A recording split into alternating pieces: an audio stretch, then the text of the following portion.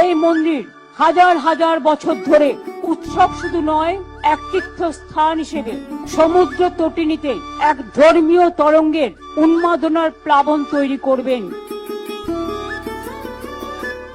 এই মন্দিরের ছবি এবং একটু করে প্রসাদ হলেও সামান্য সববার বাড়ি বাড়ি পৌঁছে দেওয়া সারা পশ্চিম বাংলায় এবং সারা ভারতবর্ষ যত বিখ্যাত মানুষ আছেন যারা ভালোবাসেন তাদের কাছে পৌঁছে দেওয়া।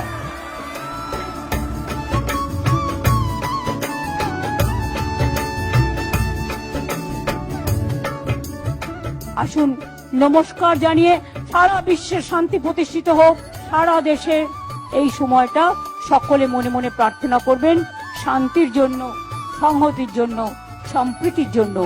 জয় জগন্নাথ।